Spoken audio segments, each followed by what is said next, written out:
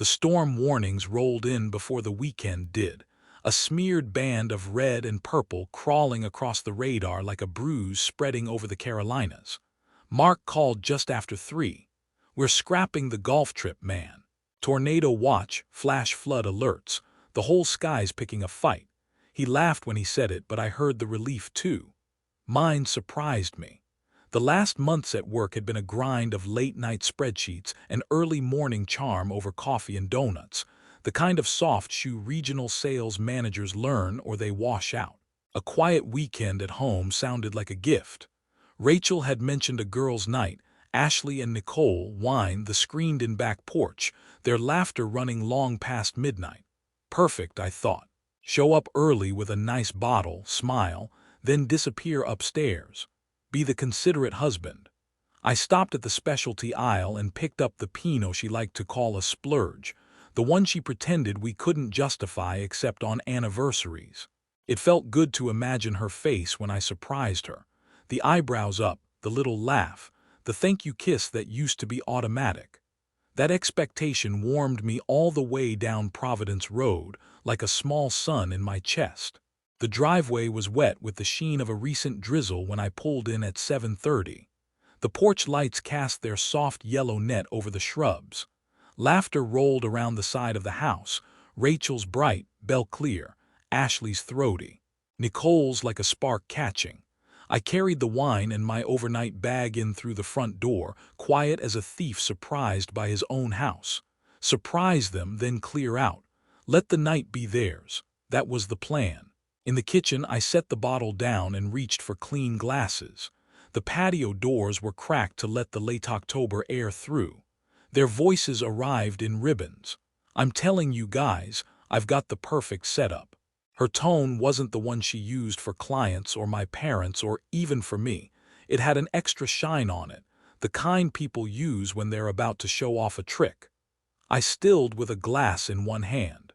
Jake makes me coffee every morning like the devoted little husband. Never questions where I've been the night before, and I get to have the best of both worlds. The words landed without meaning, then assembled themselves all at once with a visible click in my head. The glass felt heavy. Ashley giggled. 3 years though, Rachel, how do you keep it going? 3 years. My heart skipped the way an engine coughs when it swallows air. Some other explanation, I told myself. Some harmless joke with a bad edge. "It's easy when your husband is that trusting," Rachel said, and the clink of their glasses was a small bell. "I just tell him I'm at client dinners, and meanwhile I'm at Ryan's apartment doing things Jake hasn't even thought of in years." The laughter that followed was bright and long and merciless. I put the glass down very slowly. The kitchen tile was cold under my feet. The refrigerator hummed like a witness trying not to be noticed. Nicole asked, "And he never suspects anything, even with you coming home so late?" "Are you kidding?" Rachel was looser now, loud with wine, proud of herself. "Last month when Jake's mom had that emergency surgery and he was at the hospital all night, I told him I was too overwhelmed to visit. You know where I actually was? At Ryan's place, having the time of my life while my pathetically trusting husband held his mother's hand alone. The bottle's foil cut into my thumb. I set it down. The room swam into a sharper focus than I'd ever known. The grout lines in the backsplash. The honeyed stain on the butcher block. My own breath arriving like a stranger. "You're terrible," Ashley sang, delighted. "But honestly, if Jake's that clueless, that's kind of on him, right?" Rachel agreed easily. "I mean, who believes someone has client dinners 3 nights a week? Ryan works in finance, makes twice what Jake does, and actually knows how to treat a woman. Meanwhile, Jake's just happy to have his little domestic routine and never asks any real questions." The house shifted under me. 3 years. 3 years of coffee and kisses and I love you served over the top of a lie. 3 years of me laundering the smell of another man out of her hair, out of our sheets, out of our life.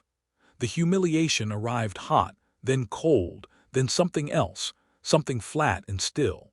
A pane of glass sliding into place between me and the scene. Through it, I watched a version of my life continue to move, but it was suddenly not mine. What happened next should have been loud. In movies, the husband storms onto the porch. There is shouting, fingers in faces, a glass thrown, a neighbor's light flipping on.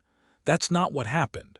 I backed away from the counter, left the glasses where they were, and walked to the front door. I picked up my bag. I opened the door and stepped into the wet dark. The storm was somewhere far off, flickering over pine tops.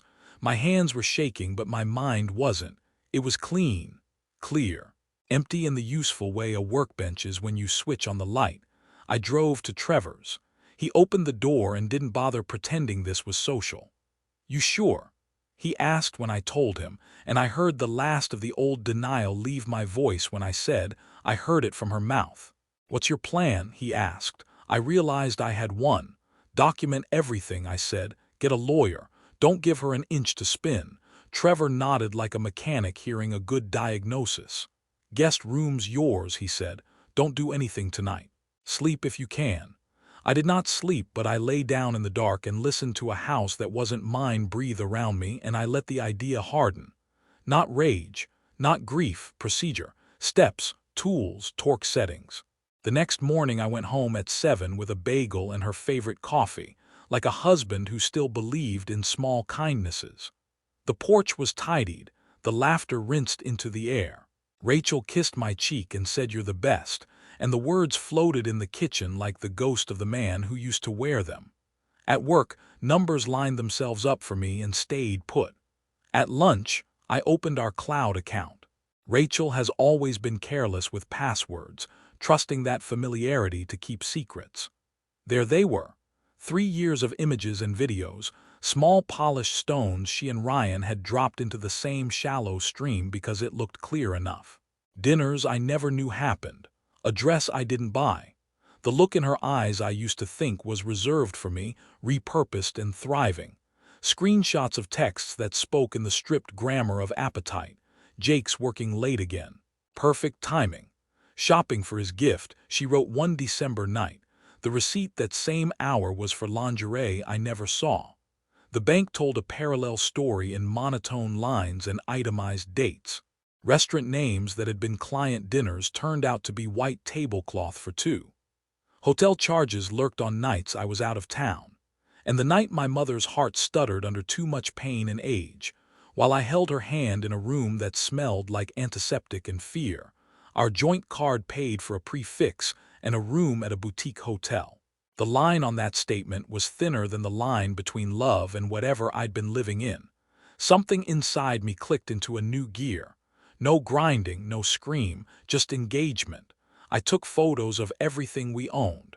The wedding gifts, the furniture, the jewelry I could prove I'd given her, serial numbers, receipts, appraisals. I opened a new account and began to move money in honest, small amounts, the way you bail a boat while pretending nothing's wrong because you're still in the middle of the lake. I called an attorney, Patricia Miller, recommended by a client who'd said, with an odd combination of affection and fear, "She's a shark, but she's your shark if you're smart." Patricia listened without interrupting. When I finished, she steepled her fingers. "With evidence like this, you are in a very strong position," she said. "North Carolina still recognizes adultery for alimony considerations. Keep gathering. Don't tip your hand. When we file complete." At home, Rachel began to orbit me with an attention I hadn't felt in years. "How's your day?" she asked, and made dinner on a Tuesday. "You seem different," she observed while I washed dishes. "Busy season," I said, and felt the odd truth of it. Every morning I made her coffee.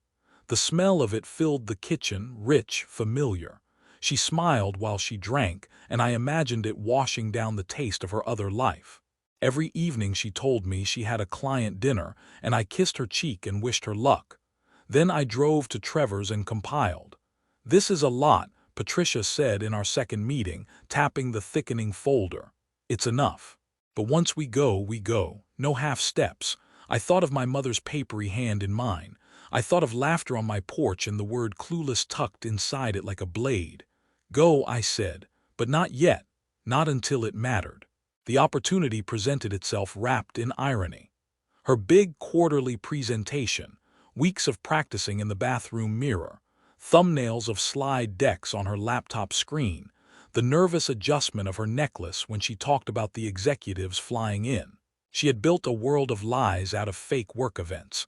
I would schedule the truth to arrive at a real one. The plan came together like a clean route through a crowded city. Anonymous emails.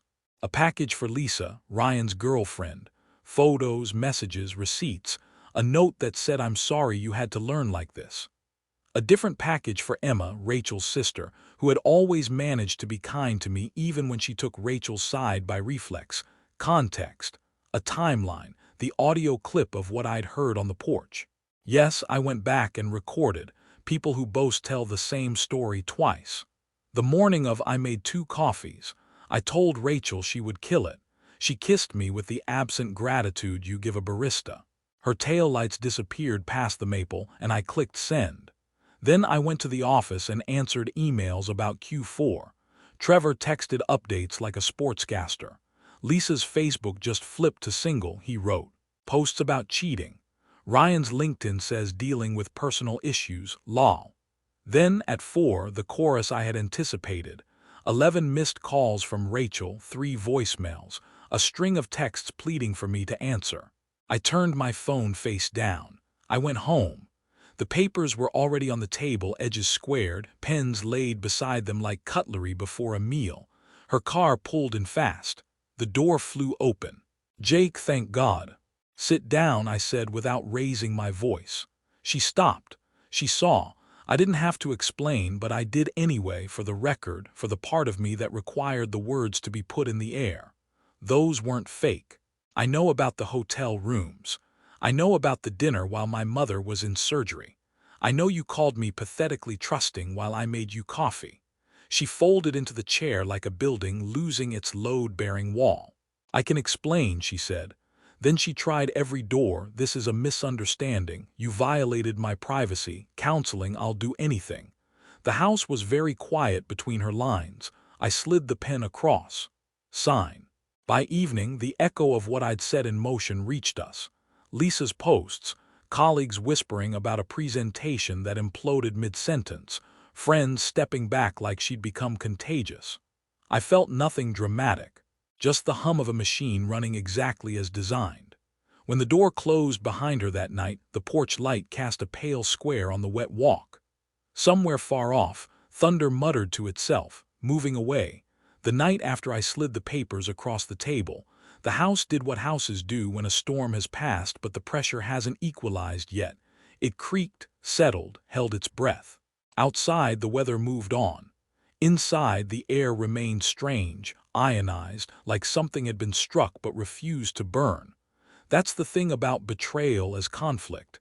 It doesn't end at revelation. It escalates in waves, denial, anger, bargaining, until someone stops feeding it and lets the fire starve. I fed it nothing. By morning, Rachel's calls had switched from frantic to surgical. "We need to talk," read one. "We can undo this," read another. Then, "You are overreacting." A pivot as predictable as the arc of a tossed glass. I didn't reply. At 8, I drove to work, checked the dashboard of the quarter like I was checking vitals, and then, at lunch, I opened a folder labeled with a synonym for closure and kept building the record. Betrayals hit hardest when trust has had years to accrue. Their aftermath is paperwork, logistics, and a careful refusal to be dragged into the old music. Patricia, my attorney, not her mother, called at noon. "She's retained counsel," she said, voice even. "We'll get discovery requests. You're in a strong position. Keep your responses clean. No editorializing." "Understood," I said. "Clean. No adjectives. Dates, receipts, images stamped with time." The case for adultery had shape, corners, a weight in my hands. "There'll be a push to meet," Patricia added. "You won't go alone." At Trevor's that evening, I spread the documents across his dining table. He walked past with 2 beers, set one by my elbow, and studied the array like a foreman sighting along a crooked stud. "This is as airtight as it gets," he said. "It has to be," I said. "She's been rehearsing alternative versions of our life for 3 years. She's good at it." "Was," he said, correcting me gently. "Was." Rachel tried another flank. 2 days after the implosion at her office, Ashley texted, "Can we talk?" I didn't know it was like that. I stared at the sentence. The lie inside it was neat and small, packed tight as a seed. I didn't water it. That Saturday, I woke with the old muscle memory of making 2 cups of coffee and stood in a kitchen that felt like a stage set, everything where the prop's master left it, nothing belonging to anyone. I poured 1 cup anyway, drank it in the silence, and left the other mug empty, the absence like a diagram of a missing person. The doorbell rang at 10. I knew the rhythm before she finished pressing. 3 quick, 1 long, Rachel's mother. I opened the door and stepped aside.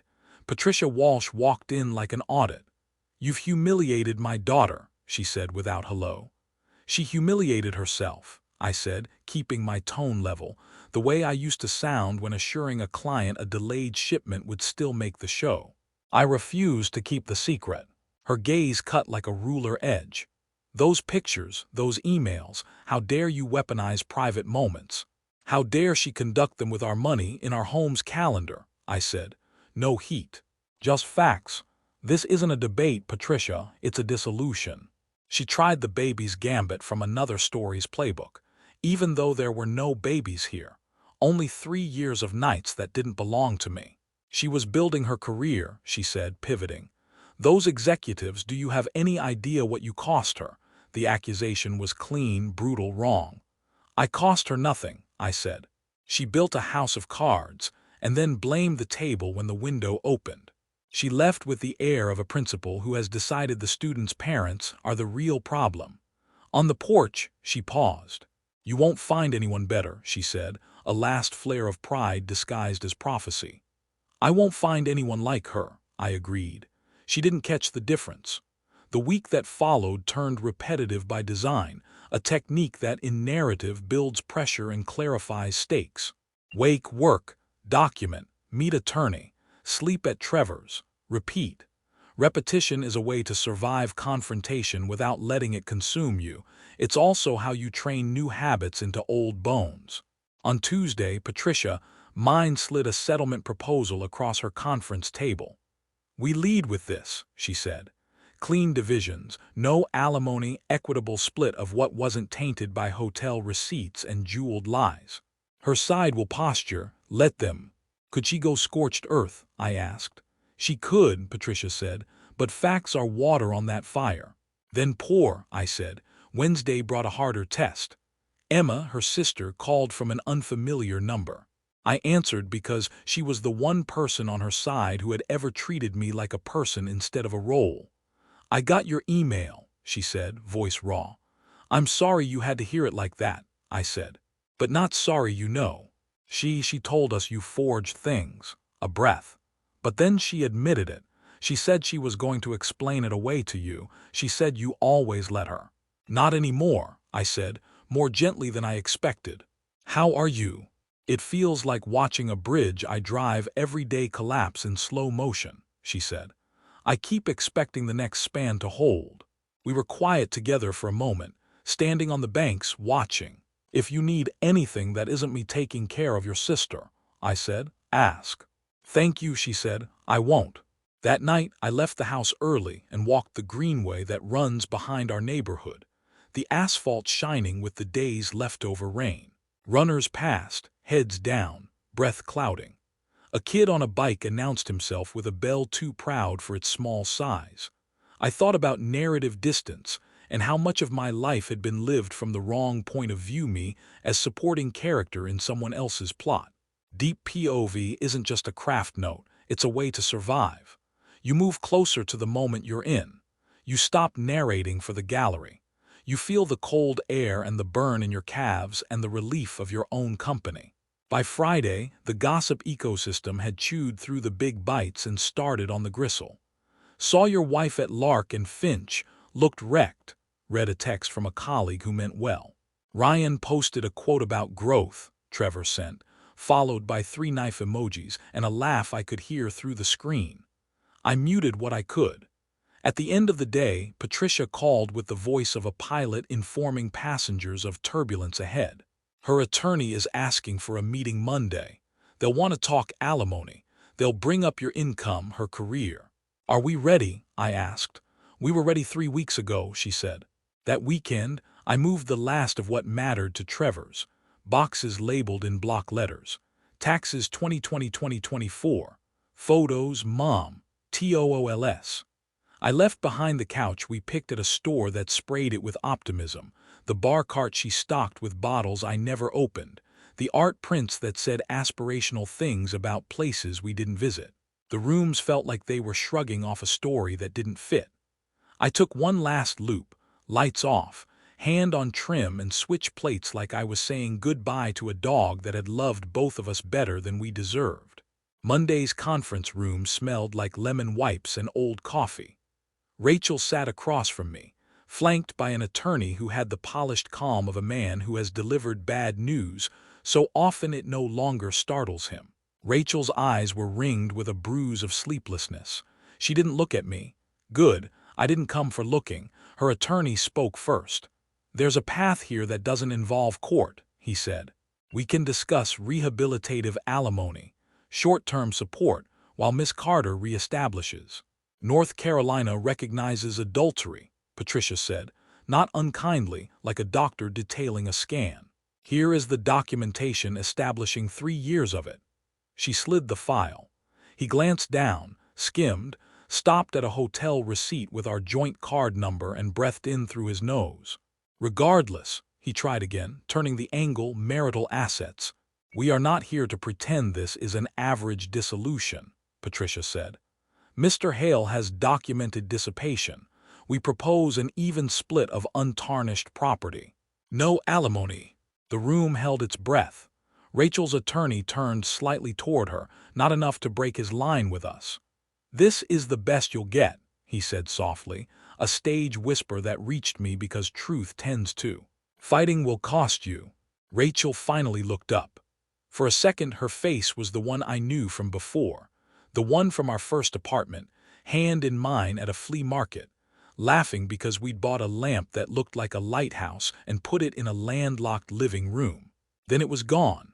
"Fine," she said, the word like a stone thrown into a pond that had already frozen.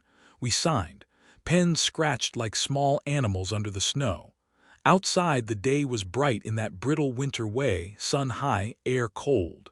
Patricia shook my hand. "You did the hardest part before you walked in," she said.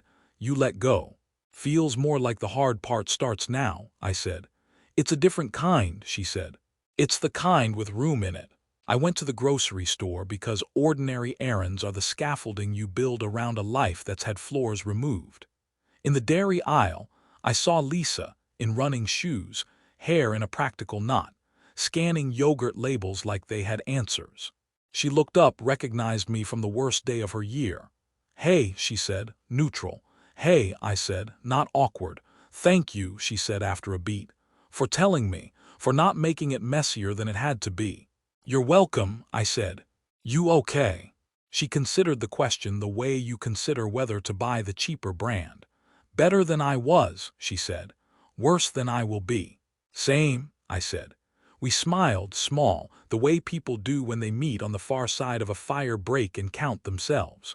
At Trevor's that night, I lay awake in the guest room and listened to a different house breathe.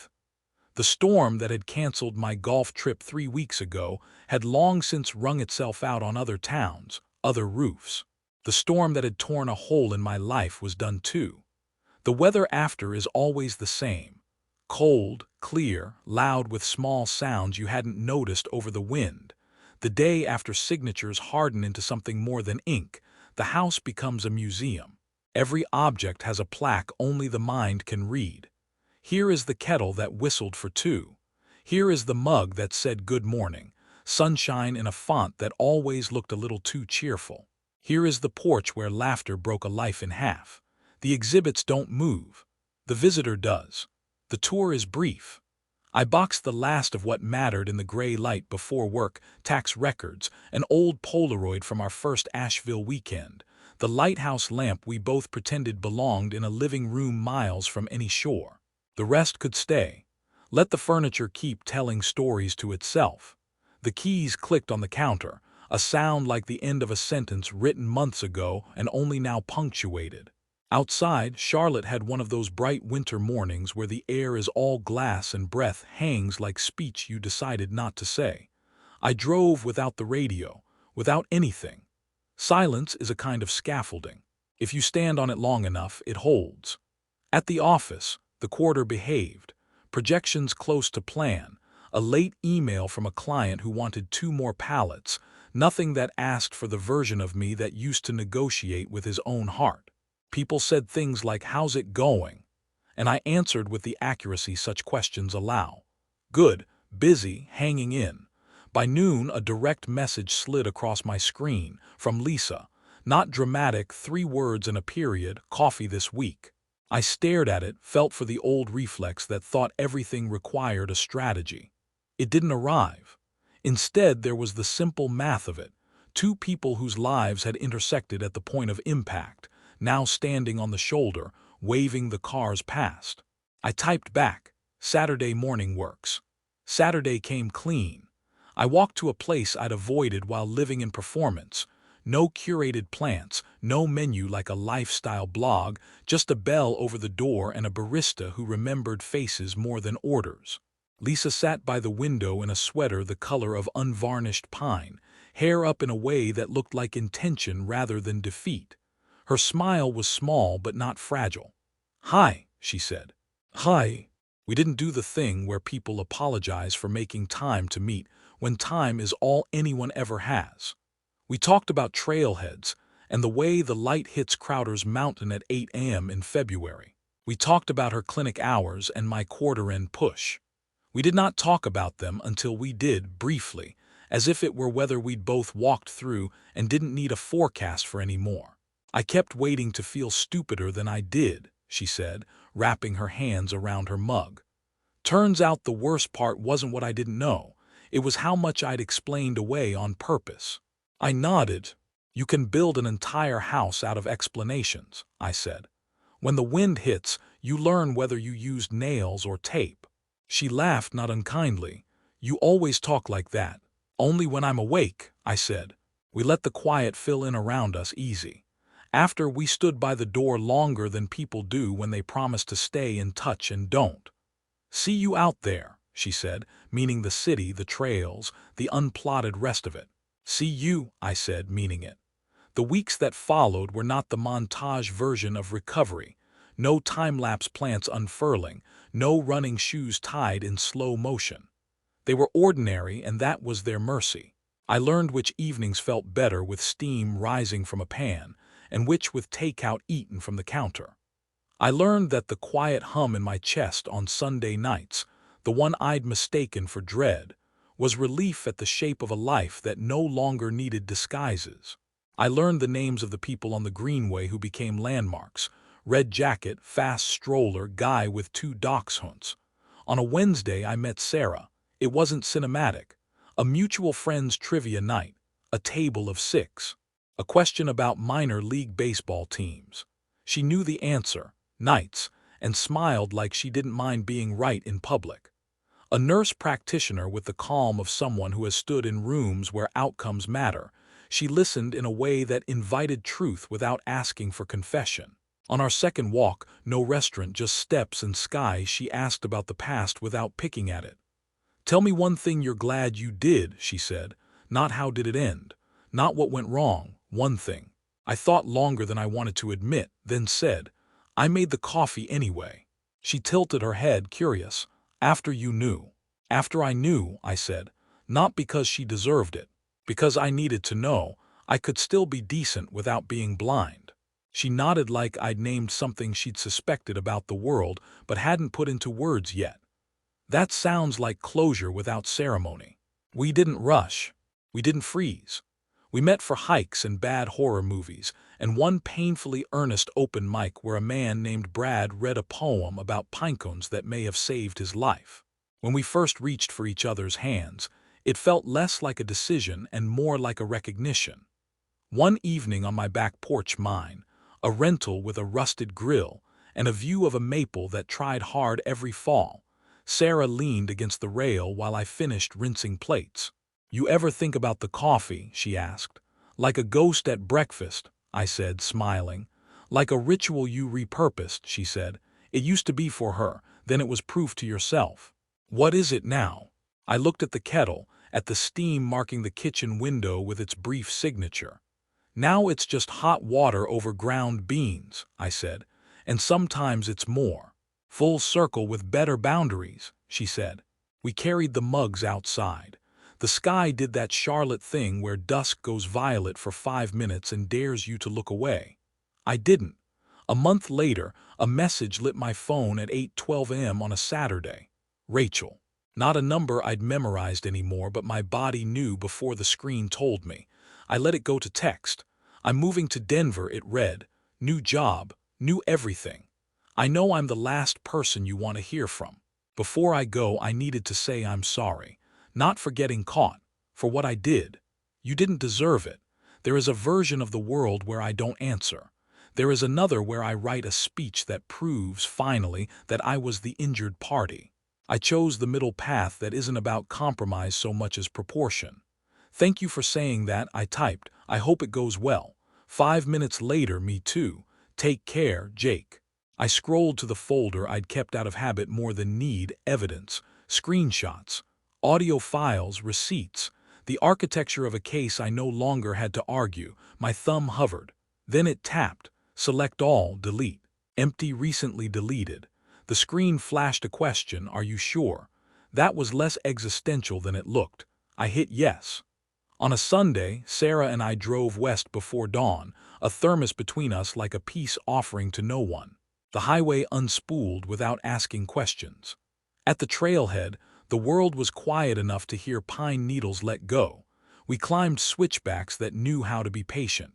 Halfway up, the light arrived, thin, then brighter, than the kind that makes everything look honest. Tell me something you're looking forward to, Sarah said, breath fogging, cheeks pink with work. Tuesday, I said. She laughed. No one has ever said Tuesday. I mean it, I said. I used to live for Saturdays that were really just rest stops between the parts that hurt. Now I want the middle days, the ones no one posts about, the ones that add up. At the overlook, the city was a soft geometry in the distance. We leaned against a rock warmed by a sun that hadn't touched it long. I poured coffee. It steamed in the cold, the smell running out ahead of it like a memory that didn't ache. To Tuesdays, Sarah said, lifting the lid like a toast. To Tuesdays, I said. We drank. It was just coffee. It was the best coffee I'd ever had. When we came down, the parking lot had filled with people starting late, all of them carrying versions of their lives up the same hill. We drove back with the windows cracked, the air bright, the radio low, a song I didn't know yet turning into one I would. At a red light, my phone vibrated. A text from Trevor, golf next month, weather permitting. I smiled at the way the world likes to loop, not to trap you, but to show you you're not in the same place anymore even if the sign looks familiar. Weather permitting, I typed back, and even if it doesn't. Weather permitting, I typed back, and even if it doesn't.